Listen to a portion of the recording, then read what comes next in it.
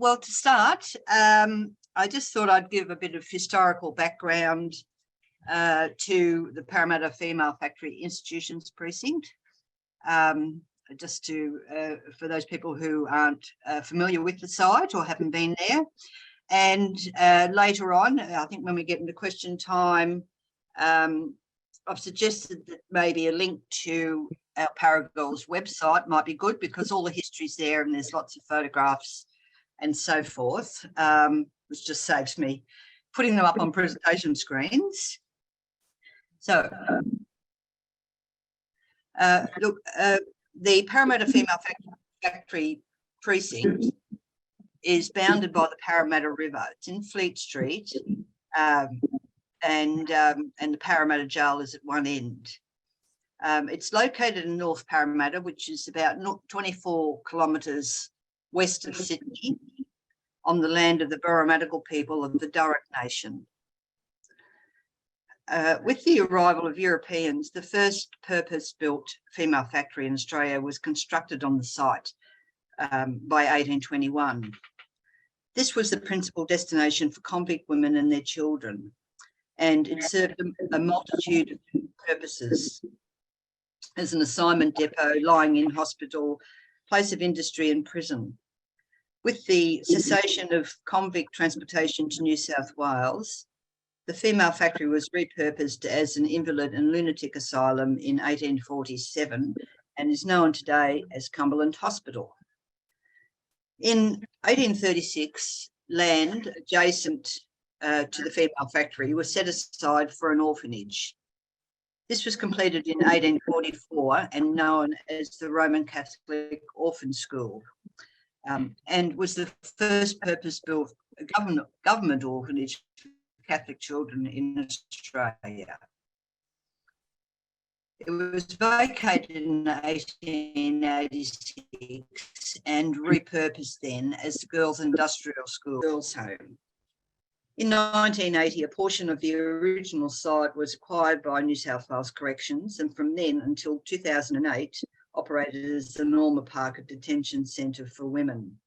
So the precinct's history starts off with a women's prison and ends with a women's prison, some 190 odd years later. My connection to the site begins in 1970, when at the age of 15, I was committed by the Children's Court on the welfare charge of exposed to moral danger to the Parramatta Girls' Home for a term of 6 to 9 months. Leaving after 8 months, I certainly had no desire to return to this place or have any further dealings with the Child Welfare Department. However, life takes its own journey. Following the death of my younger sister in 2000, I took in her 3 children. This proved a turning point, where once again I was dealing with the child welfare authorities. For me, it was challenging and brought up residual memories of my childhood experiences. A few years passed, and I heard about a reunion at the Parramatta Girls' Home. This event happened in 2003, at a time when the Forgotten Australians inquiry into Australians who experienced institutional or out-of-home care as children had commenced. And it marks the beginnings of my return to Parramatta and all that has transpired since. Certainly I didn't, everything okay? Yeah. Certainly I didn't start out with the intention of saving the site. My motivations were entirely personal in revisiting a place that for me held so much fear, in an attempt to reclaim that part of myself deeply traumatised by the institutional experience. For me, knowledge is power. And curious to know about this place, I began searching historical records, archives, libraries, and the internet. Scraps gathered did little to reveal much at all. Added to this was the then use of the former girls' home by corrective services as a detention centre, which effectively embargoed any information about the site. With little to go on, I drew on my own memory of the site and stories shared by girls of ghostly nuns and the sound of children crying. Where on earth did these stories come from? Were they just the active imaginings of teenage girls confined within its sandstone walls? I soon realised that memories, however frail, hold a kernel of truth, and that in following these breadcrumbs, the full extent of the history, heritage and legacy of this institutional precinct would be revealed. I was also concerned that all I'd learnt about the place would disappear into obscurity once again. So I decided to produce a film and post it on YouTube. And this attracted a great deal of interest. It soon became clear that many other Parramatta girls wanted to visit the site, to reconnect, to remember. And given the main section of the girls' home was then operating as a detention centre, gaining access was impossible.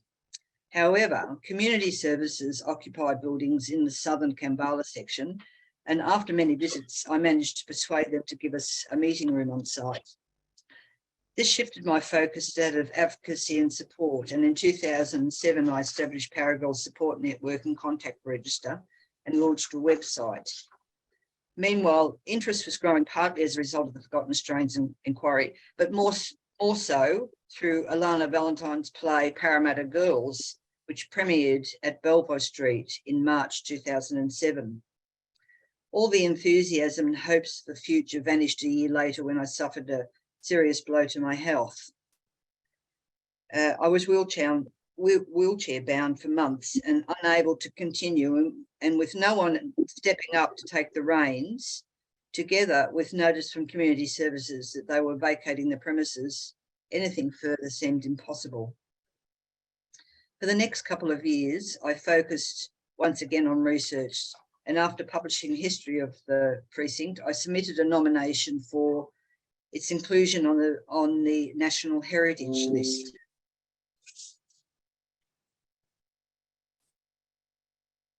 This was now a matter of great urgency, predicated by a number of factors, including rumours that the New South Wales Department of Corrective Services were considering establishing the former girls' home as a low security prison for male sex offenders, and that New South Wales Health planned to house large data servers in the former 1826 Female Factory third-class sleeping quarters. Following this, then, the New South Wales government announced plans for the urban development of the North Parramatta Precinct, where these sites are located. All of this generated a great deal of interest, most of which was focused on the former Female Factory site. So once again, I had to shift my focus from advocacy and support for Paragirls in fighting for the protection and preservation of the place where I was once incarcerated, and the need to have this place and the adjacent Female Factory site recognised as significant in the history, heritage and legacy of punitive welfare intervention in Australia for women, forgotten Australians and stolen generations. Given my limited mobility, no resources or support, the burning question was how. As fortune would have it, I came across Lily Hibbard's work, Benevolent Asylum. Lily, an interdisciplinary artist based in Melbourne, was promoting her work and had posted a photo of the blue gates to the enclosed yard of the Cumberland Hospital on the internet, and that immediately attracted my attention. In meeting with her, I soon discovered the extensive research she'd undertaken across Australia and Europe, looking at the origins of institutional confinement and the birth of the circumstance in which state care and incarceration are inseparable. We discuss ways in which we can engage support and interest in this precinct to challenge fanatistic interpretations of Australian historic carceral sites and to foster creative opportunities for those with a direct experience of institutional confinement to represent and articulate their own history. This called for a new approach, one that was ethically based, with a commitment to the aspirations of para girls to learn from the past so that this history would never be repeated.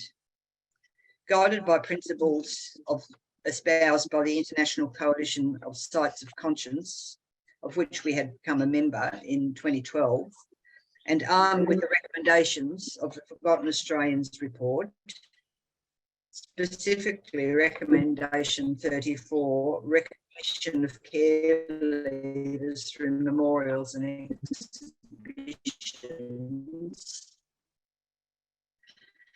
which the Parramatta Female Factory Precinct memory appreciations with the New South Wales Lands Authority, we obtained a room on site and set up a studio and meeting place. The memory project is an environment of exchange, investigation and interpretation of the site, its history and the institutional experience. It's brought together former occupants, artists, historians, academics and tradition. Right. Shall I repeat that? Because I'm getting messages on my computer. My internet is unstable. The memory project has brought together former occupants, artists, historians, academics, and traditional owners to reclaim the site and reimagine its past, present, and future as Australia's first site of conscience. An entirely new concept, completely foreign to the political context of the existing heritage management framework dominant in Australia. The approach we've taken, together with the experiences encountered, has exposed the tensions between political expectations driven by financial and political concerns, dominant national narratives, the community, and silenced minorities. Dominating the Western heritage management framework is a focus on physical conservation and the role of experts. These have included heritage consultants, historians, architects, conservationists, and other professionals with academic training and skills, and resulted in a first attempt by the government to revitalise the precinct in building multiple high-rise apartment blocks, which would have seen the demolition of buildings and structures not considered of architectural merit by experts. Significantly, those buildings I'm referring to as the building that actually we'd set the memory project up in. Opposed by many, this initial attempt was shelved, and a more cautious and less transparent approach has been taken by the government. However, current and future determinations for the site continues to play out in a number of ways that never questions the appropriateness of adaptive free use of heritage buildings as creative art spaces, and for the Parramatta site in particular as a tech and social enterprise startup hub, which is their latest offering. While all the focus has been on the female factory, the adjacent Parramatta Girls' Home continues to be sidelined.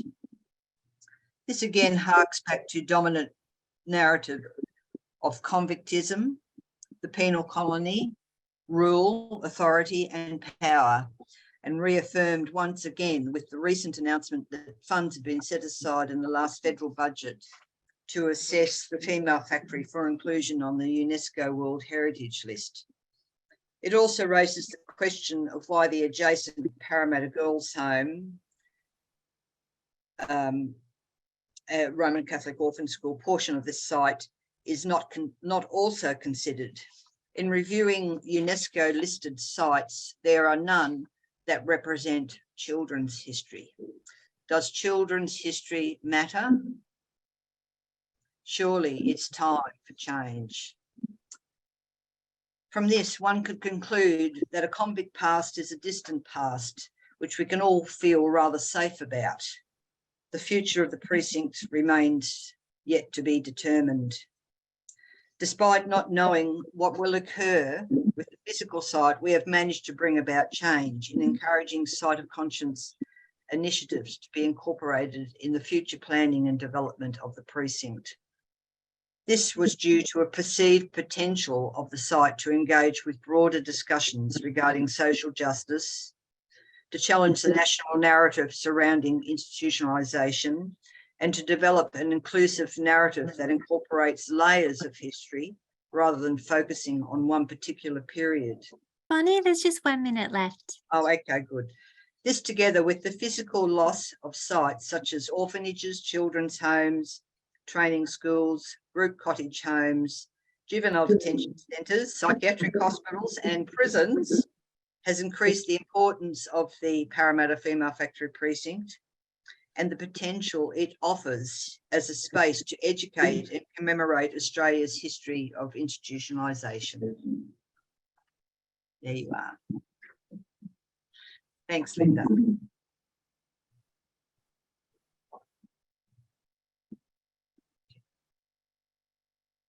Thanks, Bonney. Now I am going to I'm going to share my screen from my end.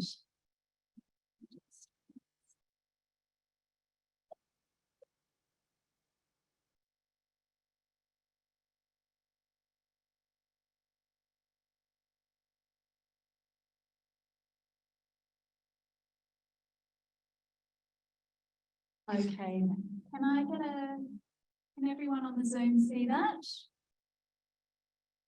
Yes, thumbs up, okay. All right. Thank you so much, Bonney, and it's really nice to be part of this panel. There's so many threads to pick up on, but I'm just going to jump straight in just to keep on time.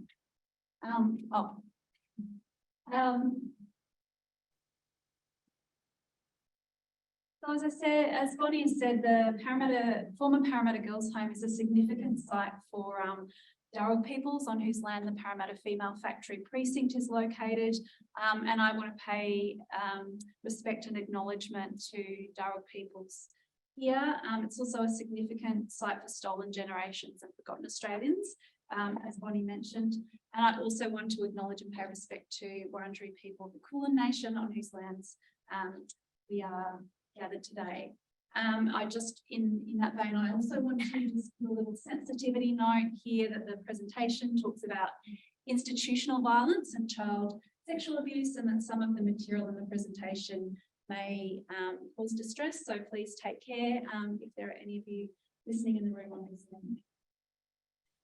So this presentation thinks through some of the creative strategies and media interventions of the Paragirls, and thinks of it as an archive of collective resistance, reclamation and repair in the wake of institutional harm and media damage. So material from this presentation is drawn from a larger research project that was looking at the role of media, journalism and media activism in triggering, reporting on and keeping alive the findings of the Royal Commission into institutional responses to child sexual abuse. And with close attention to the ways that Paragirls have responded to both media damage and stigmatisation before, during and after the recursa, we find vital resources for both imagination and feminist work. So what I'm presenting on today was also developed in collaboration with one of that project's lead investigators, Associate Professor Tanya Dreyer, who is on Zoom. And it also builds on this and is in conversation with this rich body of scholarship and activism, including the scholarship and activism of Bonney, and the vital contributions that the Memory Project has made. So in approaching what we've sort of, understood as a Paragirls archive, we've taken up a feminist media lens to focus on what Tanya Dreyer talks about as media interventions. So they're interventions which seek to either alter or speak back to mainstream news media, as well as on with what Nick Coldry has termed media as practice. That's the open-ended range of practices focused directly or indirectly on media. So through this expansive approach, we analysed a range of practices and interventions of Paragirls, which taken together work to complicate and trouble one of the key media narratives that emerged through the Royal Commission public hearings into Parramatta Girls. And that was the narrative that quote, while traumatic, providing evidence can be beneficial or worthwhile. So as Bonney mentioned, the Parramatta Girls' Home and the broader Female Factory Precinct is located in Parramatta along the Parramatta River on the traditional lands of the Parramatta people of Djuric Nation. So this section of the river, which was known as the Crescent, where the salt water meets fresh water, has long held significance for local Aboriginal clans as a place for gathering and trade, and as a sacred place for Djuric women and children. As this quote from Leanne Tobin, who's a Djuric artist and who's also collaborated on the Memory Project, highlights. So long before it became a site of institutional state violence, it was and always will be sovereign Djuric lands and continues to be cared for by Djuric people. So I'll just briefly go through this. Bonney's mentioned some of this. Since the early decades of colonial expansion, the site has borne witness to a colonial carceral continuum of institutional punitive confinement and coercive control of females. It's a longest-running institutional site and foundational to the establishment of the out-of-home care, welfare and juvenile justice systems in Australia. Parramatta Girls' Home operated under the Child Welfare Act in New South Wales and housed adolescent females classed as, quote, uncontrollable, and, as Bonney said, exposed to moral danger, as well as convicted juvenile offenders. Aboriginal girls were also a particular risk of being sent to Parramatta. As the regulatory report highlighted, the interpretation of the Act and these provisions impacted adversely on Aboriginal families, and First Nations children continue to be overrepresented in out-of-home care and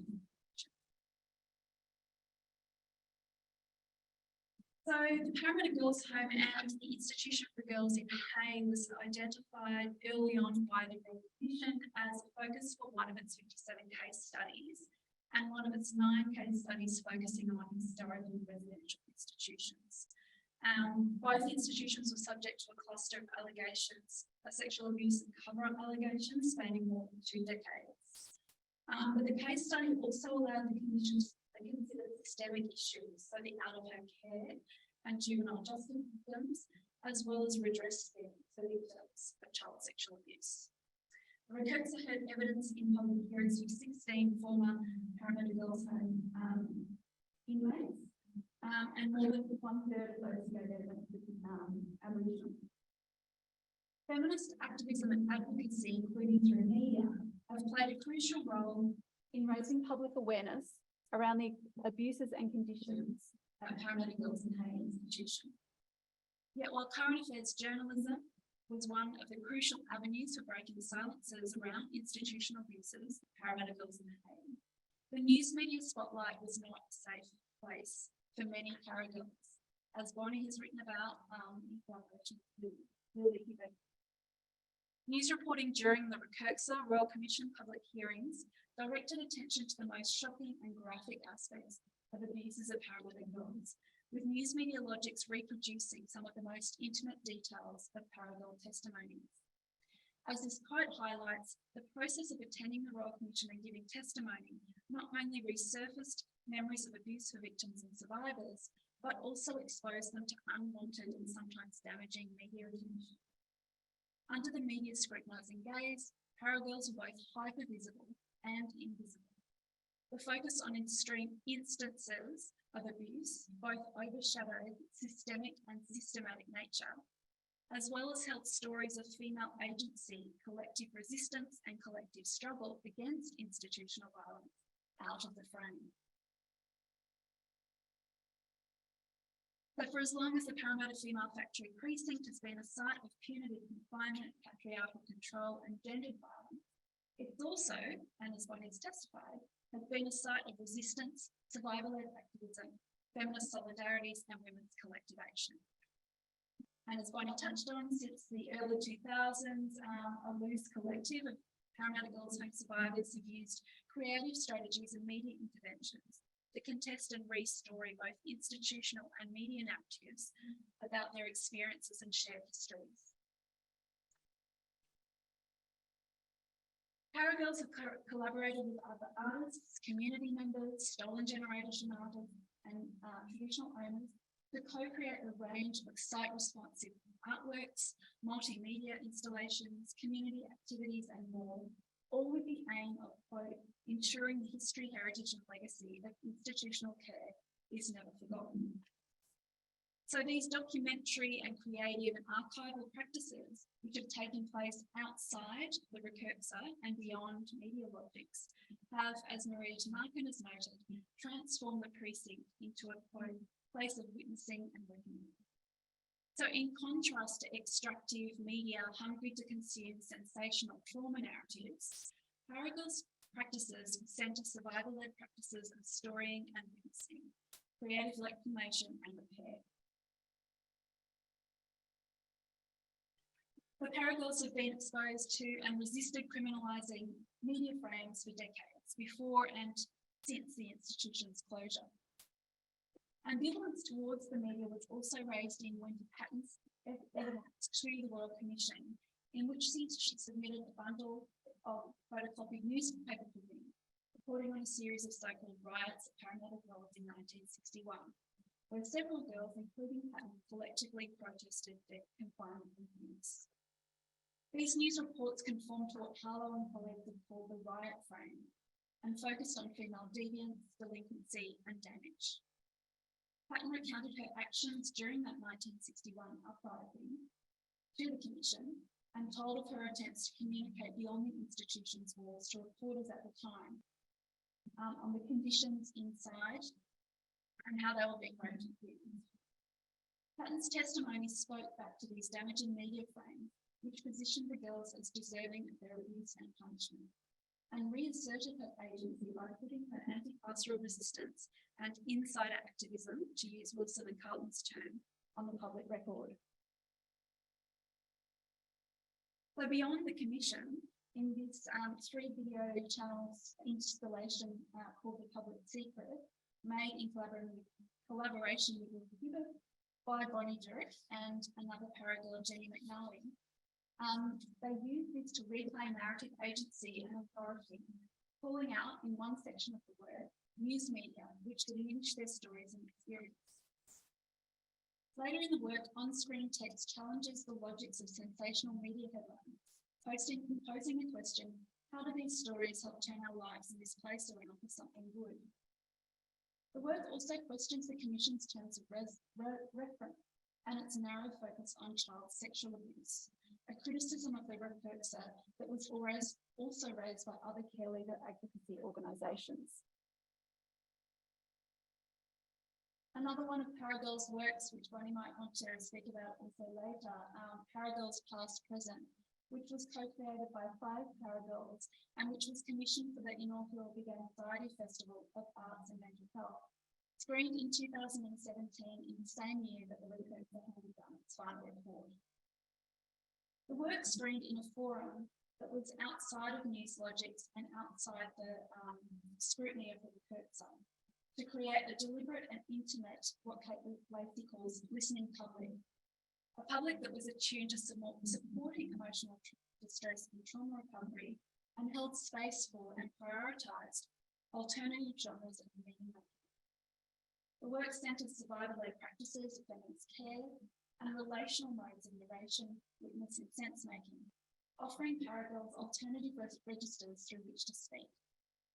It also highlights practices which we think feature in many Paragals interventions, foregrounding collective care and agency, as well as collective struggle, shifting the gaze away from female bodies, and sheltering them from the further violence of unwanted media attention and further objectification. Drawing attention to the intersecting narrative demands of both media conventions and commissions of inquiry that narrow the frame of audibility to familiar tropes of trauma and victimhood. Paragals have built infrastructures of collective care that centre agency, autonomy, and reparative work, well beyond institutional models of redress and well outside of media logics. The Paragal's archive alerts us to possibilities for more reparative media practices, led by and accountable to those communities most impacted, with institutional transformation and site-responsive site-responsive responses to trauma and memorialisation is central, grounded in vital qualities of collective care and repair. Jill Bennett has described 2 minutes left. Thank you, Linda. Jill Bennett has described Paragirls Past Present as a reparative project, while Toth and Hibbard suggest that the work is a form of creative reparation, which both supplements and critiques official inquiries, and we would also suggest the media. Attention to the Paragirls archive then, the history and legacy of their work, raises serious ethical questions around media harm and the media's role in perpetuating trauma and violence for marginalised victims and survivors, while obscuring the lawful institutional violence, as Linda Steele said, of the out-of-home care, child welfare and juvenile justice systems. Media are a key apparatus which can uphold the logics of the colonial state. Attention to the Paragirls archive asks us how we might imagine or work towards a more reparative media. Just sharing something.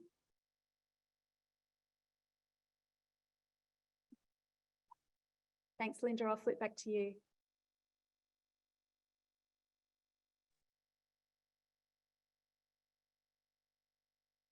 Great. Did you want me to share now, Poppy, or? Sorry, Linda. Sorry, that's my error. So next, I'll hand over to Justine, Lloyd, who will present, and then I'll flip back to Linda for the next portion. So Justine, I'll hand over to you.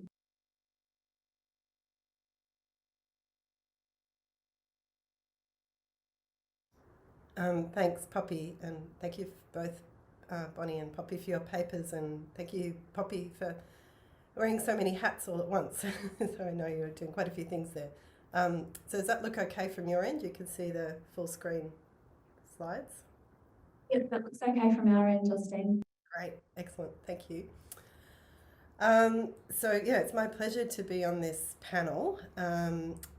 We are going to present work that I've been working on with my colleague Nicole, who's here on the Zoom, which very much has been inspired by Bonney's work, and thank you, Poppy, for that lovely account, and Bonney for sharing some stories with us of your work.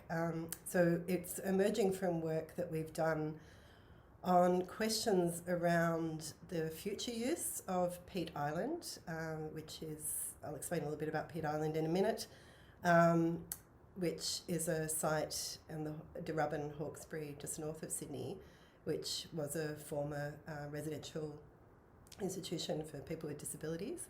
And we've sort of started to think about this moment of handover of these sites and what is happening in this deinstitutionalising moment. And we're starting to think through some patterns and sort of questions, raise some questions around the future uses of these sites.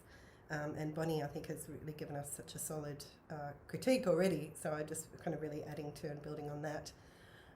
But before we start, I'd just like to acknowledge the traditional owners of the unceded lands on which we work and live. So I live on Cadigal and Bidjigal land and work on Djuric land here at Macquarie University. And Nicole would also like to acknowledge Cadigal and Djuric land where she lives and works. So here we do want to also acknowledge the role of former residents of the institutions that we're discussing here today, the formerly incarcerated, their families, loved ones, and all those directly affected by the policies associated with the past and the ongoing social harms of punitive welfare and repressive mental health and disability policies, and whose collective work over many years has raised up many of the issues and topics that we're building on here and asking questions about how that work is received.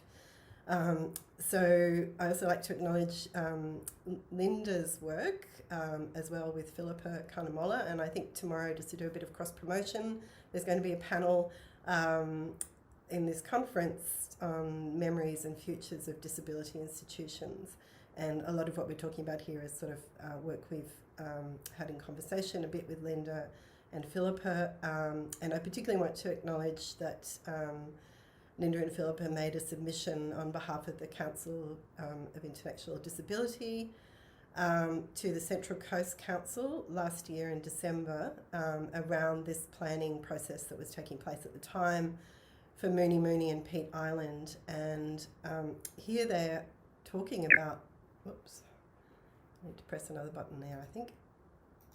Did that change? So I'm just trying to move a slide ahead. Yes, there we go, success. So the question here about what would happen to Peat Island, it has been closed since 2010. There was various government proposals. The Central Coast Council was stood down, and there's an administration in place, so things were delayed. But eventually, at this point, when we started working on Peat Island and on the site and what would happen to it, was sort of towards the beginning of 2021. And I just want to thank Nicole for suggesting looking at this topic and Peat Island. Nicole is a kayaker and canoer, and canoes around the Djuric and the Hawkesbury River, and she took this photo in 2021, probably during one of the lockdowns, when you can see Peat Island as it sort of looks when you come across the freeway from Sydney and you're going north. You kind of see this view of Peat Island. Linda Steele and Philippa Carnamola argue in their submission to the Central Coast Council that Peat Island has a significant cultural role in representing the transformation of disability policy in New South Wales and Australia, including through the resistance and activism of people with disability. This aspect of New South Wales and Australia's history should be celebrated, they argue, particularly given New South Wales and national policy focus on disability inclusion. And they then also call on the state government through what it was then the property management arm that was managing the handover and the reuse of Peat Island to ensure meaningful involvement of affected communities, i.e. former residents and their families, as well as people with disability across New South Wales and their representative organisations, through a co-design approach using inclusive and participatory processes.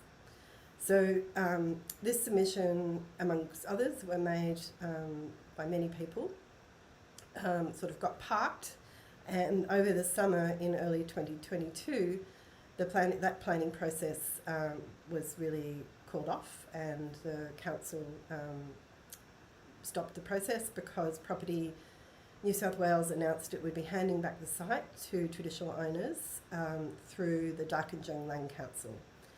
So in October 2022, sort of 2 months ago, it was announced that this process had been completed and the transfer of the site had taken place. And the Darkinjung Land Council is just starting to work through some of the issues and starting to do some of the maintenance of the site. So at this point, I'm just going to sort of share some slides. They're not slides that we took, but you can't really get access to the island at the moment very easily. There's some safety issues and hazardous chemicals and so on the site. But there is a really wonderful set of photos that was taken by the local library in Gosford, and in 2010, just when the site was closed, they went there and took these great photos. So I'll kind of just scroll through that as I'm talking, because they give you a sense of what it looks like at the moment. And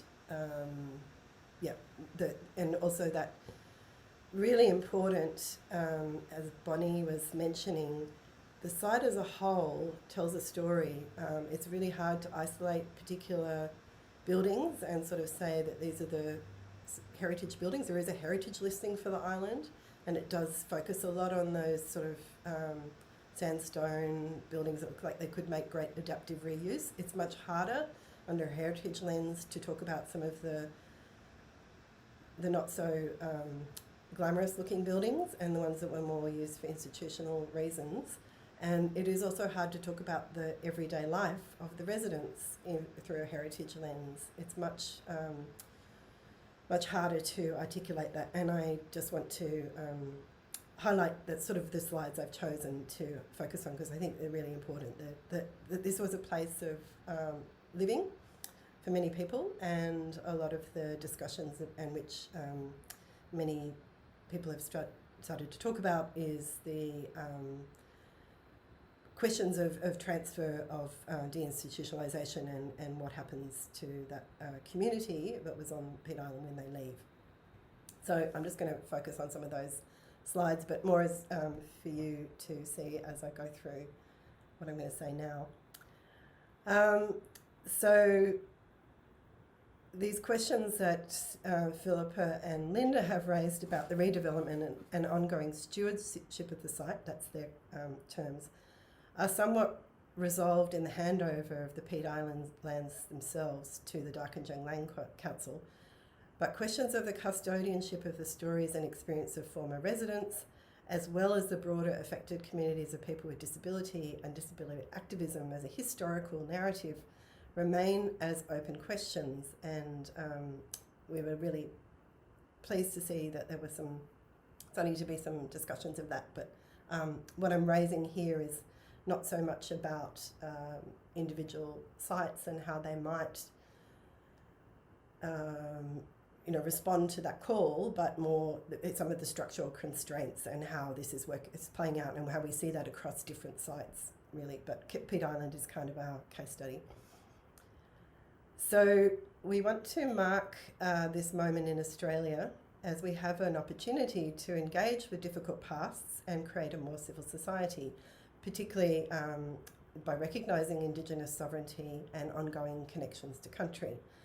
However, we want to acknowledge the tensions that exist between memorialising, which is a very past-orientated practice, and opening up the possibility of never again, and which opens up the questions of the future and the action-orientated remit of the Sites of Conscience framework. So the Sites of Conscience framework is about what does this story mean for us in the present? How do we deal with the call to repair and reparation, which Poppy has just been talking about.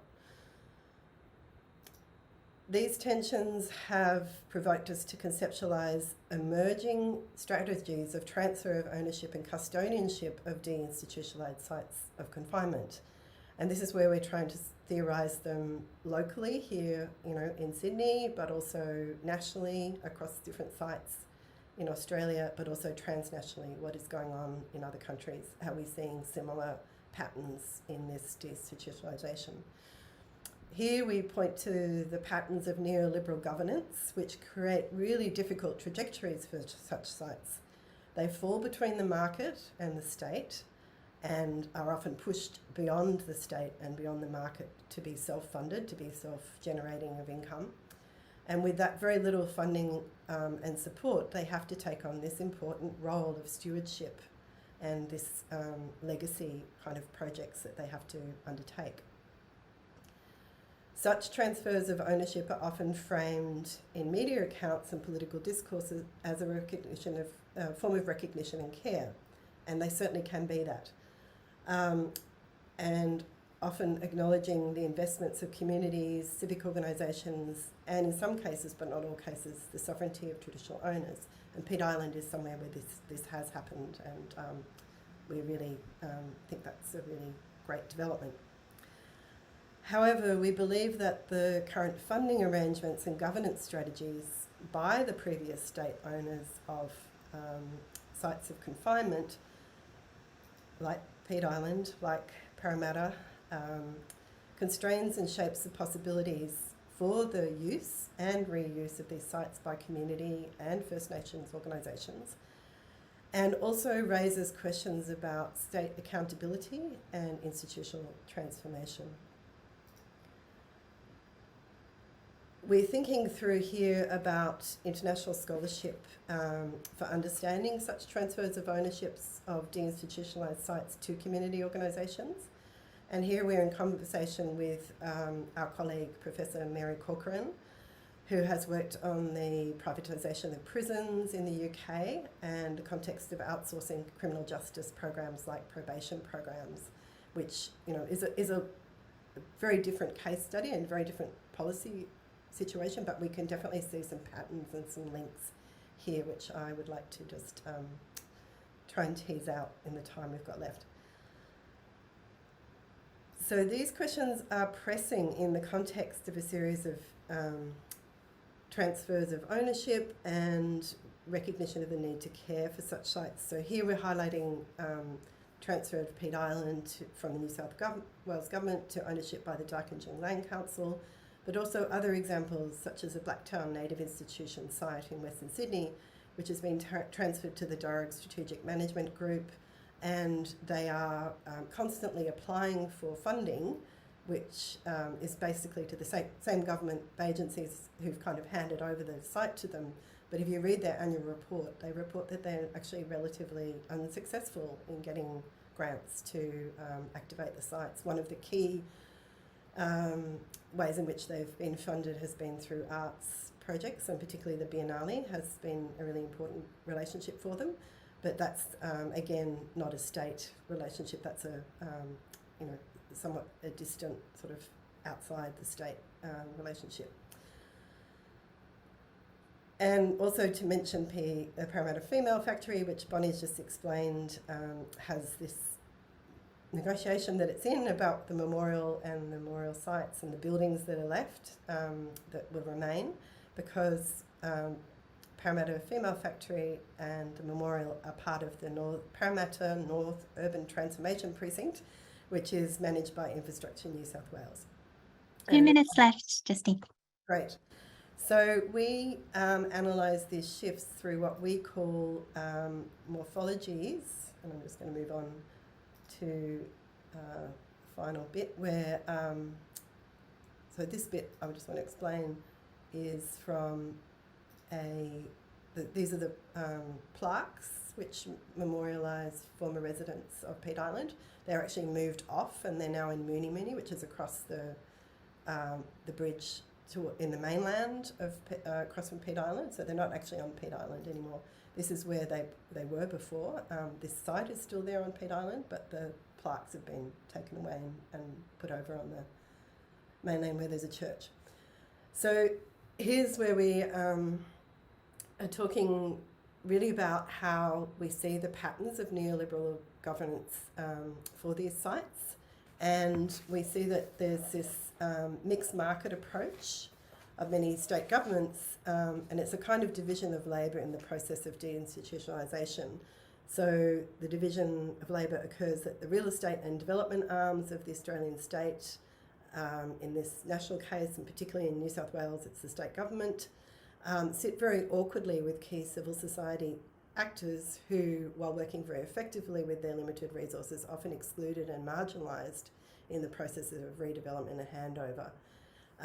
So we argue that there's a kind of plane, of historical plane on which the state is trying to operate, which is a very one-dimensional plane, and the work of Paragirls and other memory projects through what Anna Redding calls mnemonic labour creates a much more interrupted and intersected plane and highlights lines of power, which also then questions this whole idea of redevelopment being able to take place on this one-dimensional level.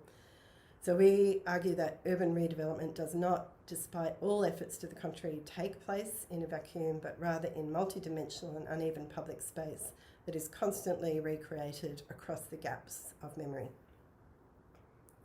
That's it. Thanks, Justine, and thanks to everyone who's presented in this session.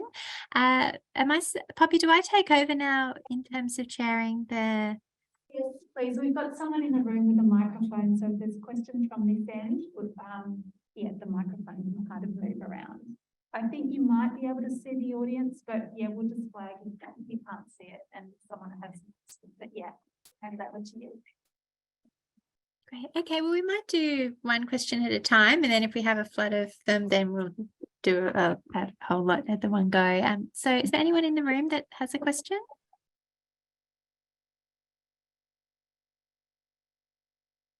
Not at the moment. I can't see Okay. any. Oh yes, no, sorry, there is.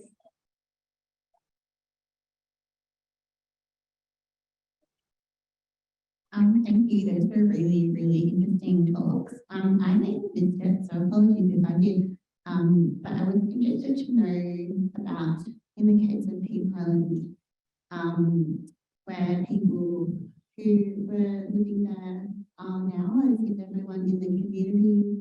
Some people, I'm just interested to know what's happened with people that live there. Justine, did you hear the question? The question was, where are people who used to live at Peat Island? Yeah. So there's a residential care centre and group homes around the Central Coast where a lot of former residents are now. And there was a report by the Centre for Social Policy at UNSW, which looked at the trajectories of people leaving, where they'd ended up afterwards. So did you want to speak to that as well, Linda? You've probably done more recent work. No, yeah, and I guess that's part of the challenge that I know Justine and Nicole have also written about, that the institution's closed, but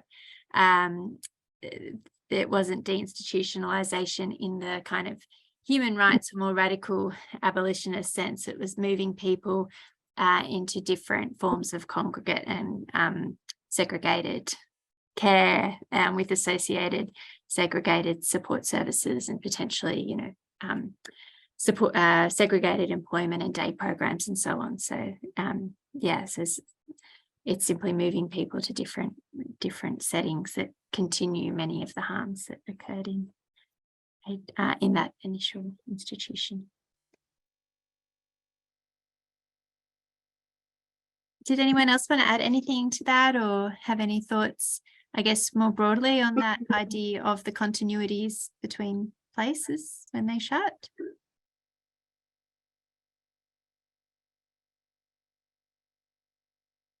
Oh, Bonney.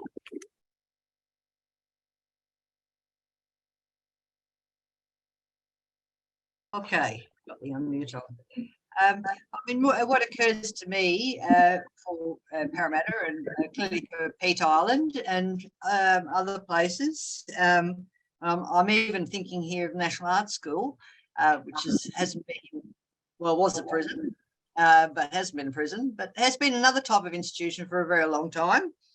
And I sometimes wonder whether it's almost like the physical fabric of these places upholds this power structure, this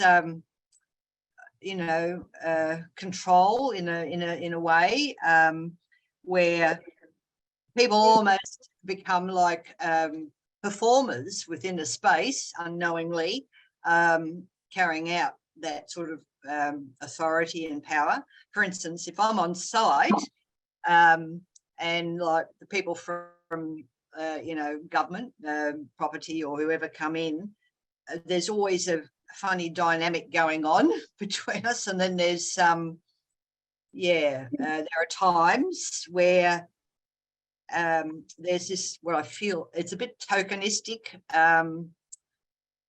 regard for me by these government people, if you like, and not very genuine. It comes, I suppose they would dispute that, but that's what I feel at times. And then of course other people that come in. There's always that. That goes on. So one, it's like a ghost in another way. A ghost, the ghost of the authoritarian regime still inhabits the actual physical building, and the building, while it stands as they are, whatever, are always a reminder of that regime in a way. So, yeah.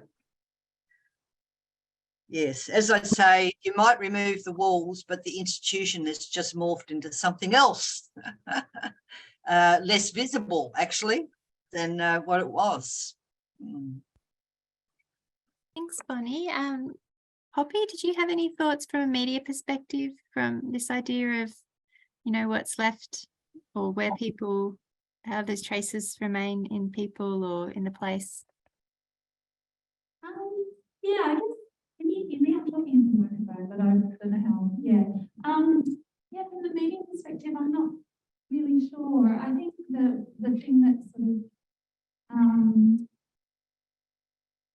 kind of draws out to me is just the that contestation around whose narrative matters, who gets to frame, you know, these questions that Tanya Gray, who's on the chat, you know, has really brought these things to the fore in her work around the politics of listening and whose stories are told, whose stories matter, and certainly within kind of that mainstream media depictions of both in terms of the former Parramatta Girls' Home residents, but also in terms of people with disability who've lived in these institutions that came out of the Repurksa, for instance.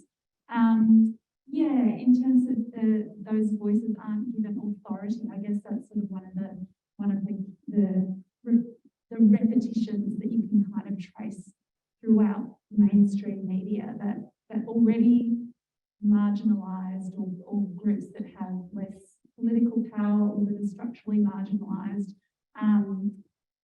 are continually absent in how, who gets to shape the stories about these institutions going forward. So, yeah, there are resonances in terms of across both what Bonney and Justine have talked about in terms of transfer of ownership and custodianship, but the question of who has custody of those stories, and there's multiple stories. I think that's the other thing, perhaps in the mainstream media sense, it's very difficult to grapple with complex, multi-layered sort of structural histories and stories. There's this idea of focusing on individualised actions or individualised events.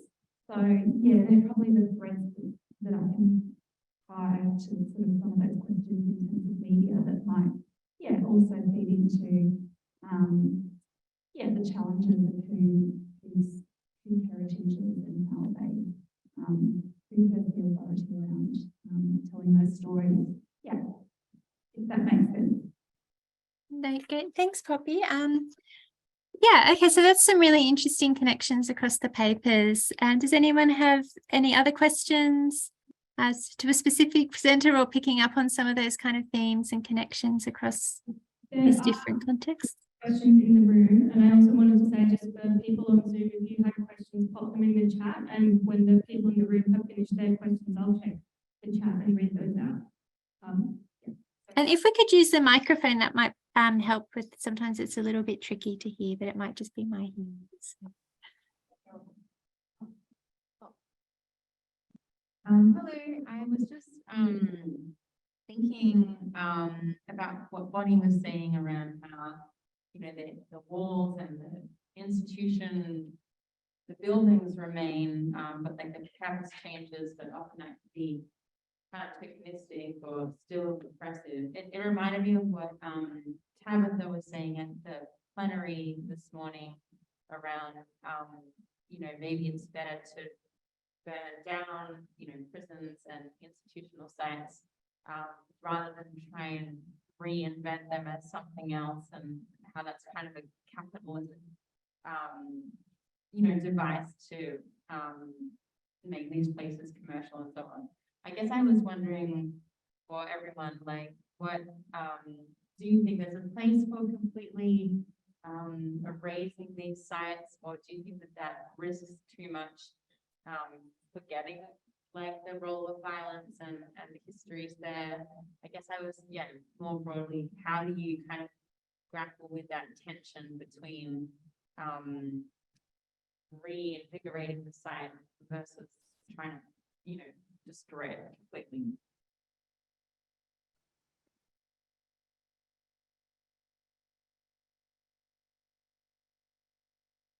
Thank you. Bonney, did you want to go first? It picked up on one of your earlier, that question picked up on some of your earlier comments. Thanks, Linda. Look, I was struck when Justine mentioned never again versus memorialisation, which goes to the question just raised about too, and it really has got me thinking about actually really what is the difference between never again and memorialisation, and you know, just thinking about it. I mean, never again is really, it's obviously not wanting to repeat the past, but it's driven by justice and a need for recognition. And it's very much human. It's coming from that human point of view. And whereas the memorialisation is really like a preservation or a promotion of a particular narrative, and it's actually asking, it's very selective in what it's saying, what is being remembered, and it is a tension, and I can actually even see how, because we've got, you know, we've got these two sites, you know, we've got the orphanage or the children's side, if you like, and the women's site, the female factory site, next to each other. And I haven't even mentioned the asylum, which is the longest history there. You know, but no one, I'll just put my hand up, no one is remembering the asylum history. No one is standing up for mental health and all of that. That's the big silence, and that speaks volumes, and it speaks about to Peat Island as well in that way. Yeah, so it's just, I can just see all this sort of interest, this convict stuff and all that sort of, it's, you could say pretty much fit in that memorialisation model, if you like, and the preservation and upholding of particular narrative. And you could say, of course, Paragirls isn't the never again, although there are many crossovers, but really at the core. So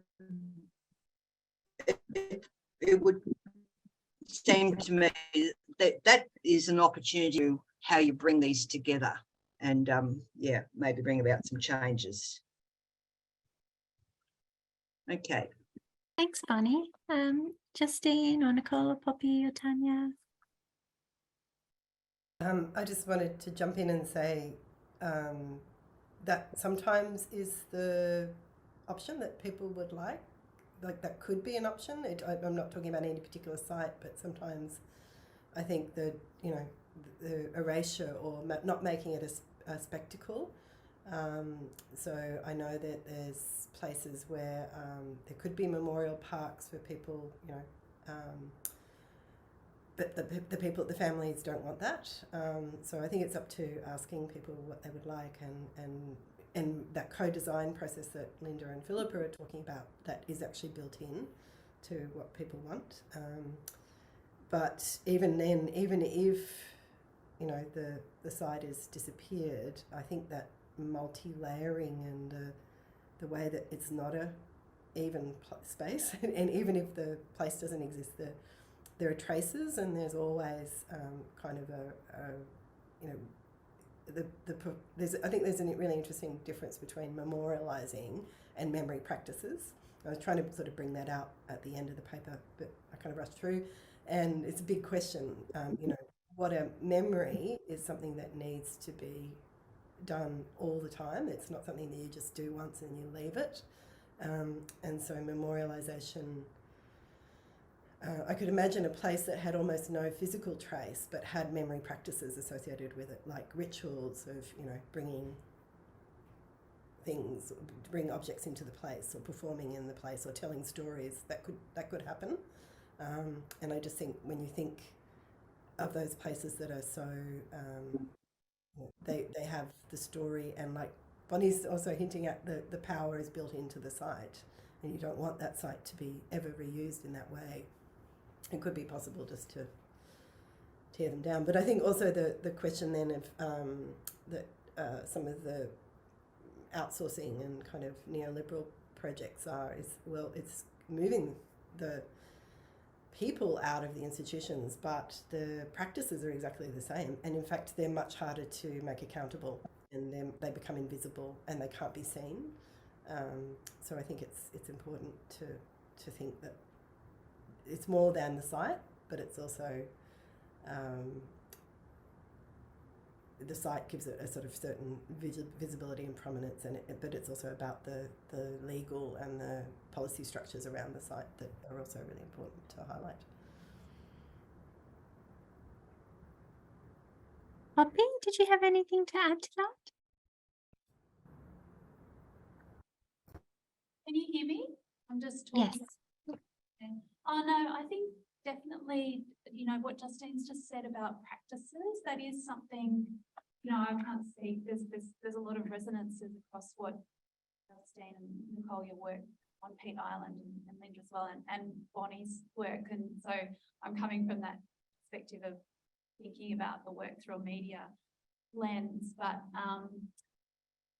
yeah, one of the things around practices was really resonant in terms of thinking about what Paragirls works have done that is sort of missing or unable to be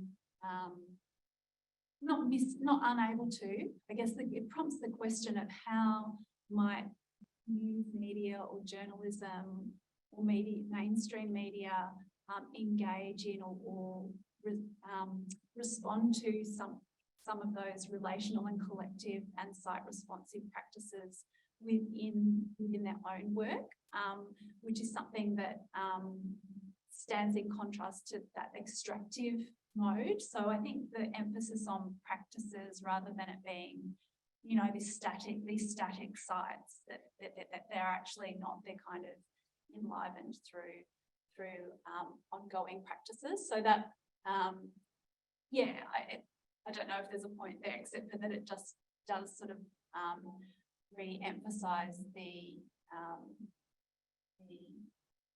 active work of memory and story.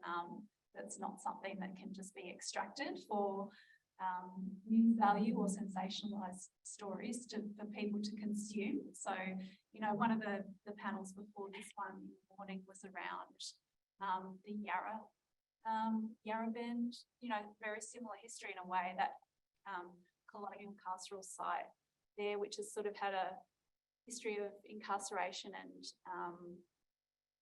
again, asylum and those sorts of things, and looking at the archival practices around ways of remembering, but also that are future oriented. So yeah, I don't know if that's an answer, but I think that the emphasis on practice does sort of orient one to sort of think about that, the active and the future oriented, rather than just the past or relegating these things to history, which, as Bonney sort of said, it's not history.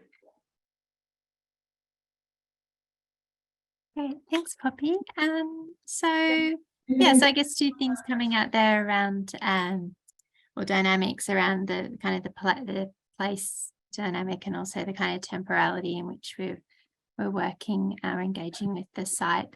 Does anyone have any other questions? There's none on the chat. Anyone in the room? Poppy? I have another question. Hi, that's Nana. Hi, everyone. Thank you for the presentations. So I guess my question is about justice, and specifically the relationship between reparative justice and restorative justice.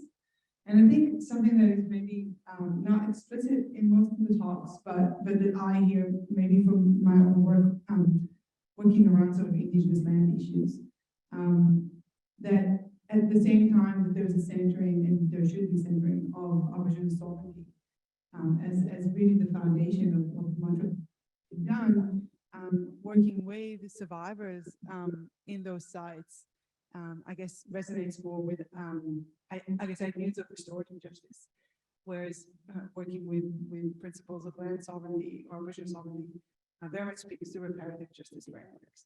And I wonder if any of you thought about sort of the ways that these frameworks intersect, and often sometimes, or not often, sometimes they actually don't. And yeah, what does that do to the kind of work that that we should be doing in those sites? Thanks. Thank you. It's probably my hearing, but I couldn't hear a little bit of that. I don't know if Poppy, as the kind of in-room chair, if you could just let us know the crux of the question. It's just a bit tricky to hear on the Zoom. The crux or the centre of it would be around thinking about reparative versus restore, not versus, but yeah, reparative versus restorative justice, and how Indigenous sovereignty, centering Indigenous sovereignty, is at the crux of Yeah, historic so, you know, the ways in which these two frameworks do come together, but also sometimes how they don't, and they speak to different groups that have a claim to those sites and different claims, and then therefore different types of justice that would maybe address those very legitimate claims. Yeah, so the intersections or tension or tensions between those two frameworks, and whether anyone on the panel's thoughts around that. Great, thank you. Bonney or Justine, Poppy, anyone have any thoughts on the tensions and intersections between Indigenous justice and connection to sites and the other institutional histories and survivors, reparative or restorative justice claims?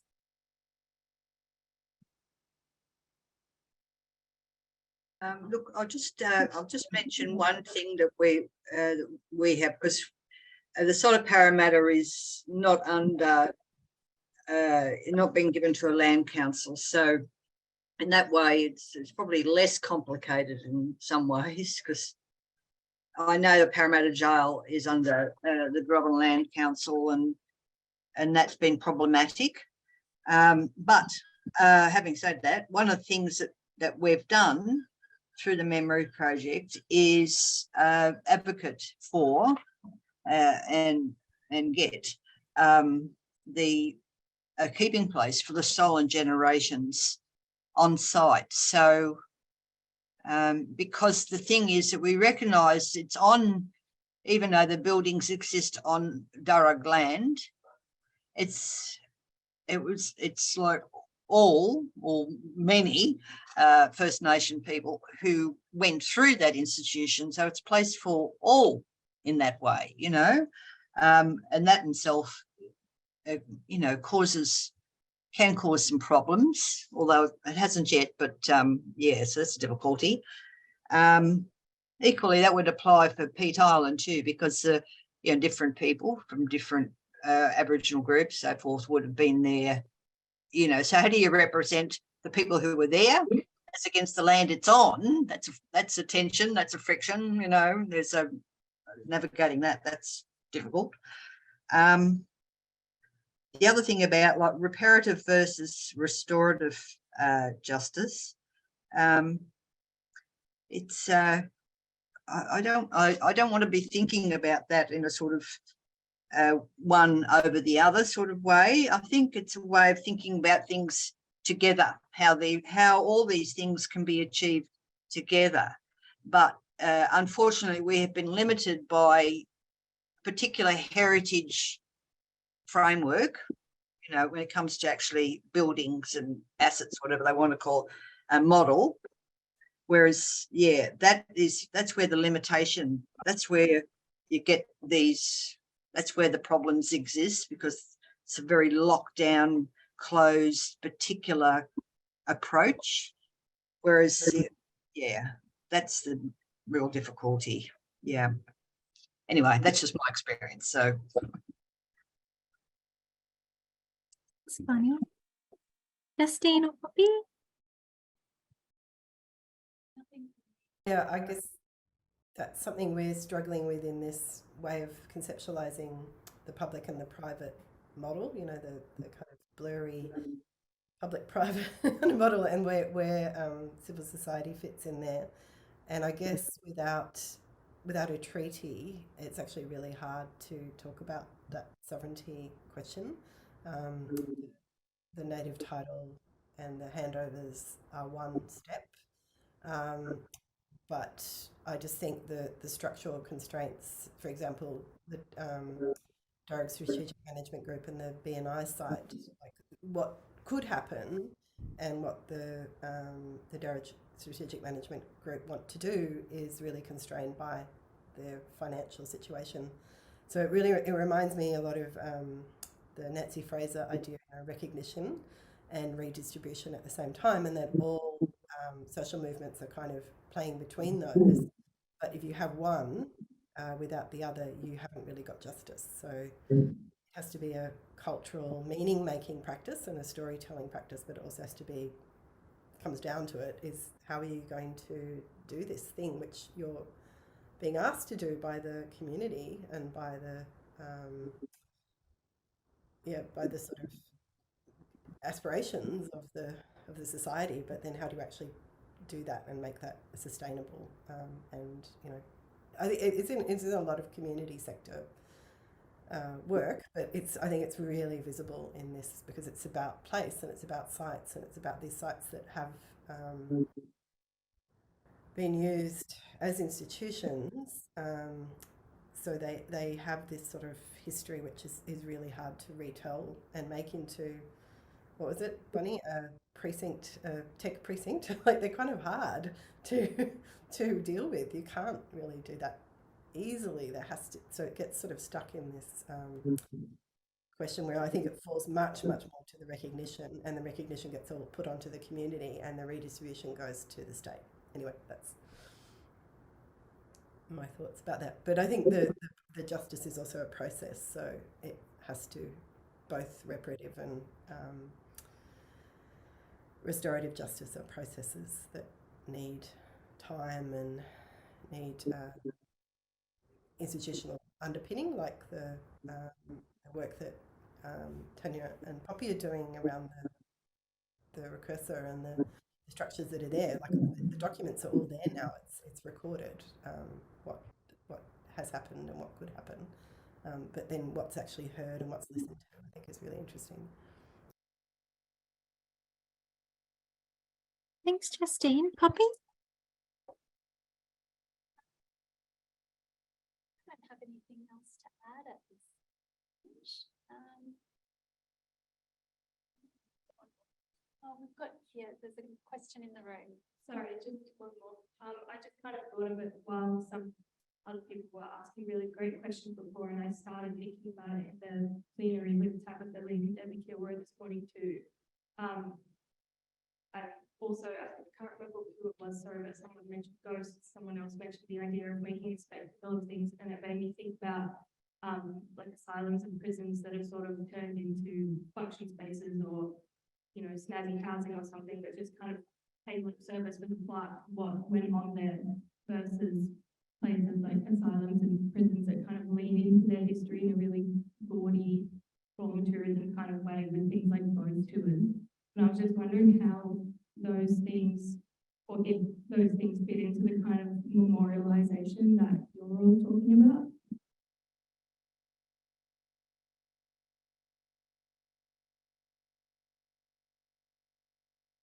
Thank you.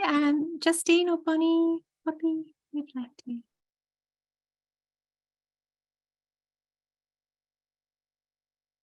I think that was really interesting what you just said. I was struggling to hear a little bit, but I think that you said leaning into history.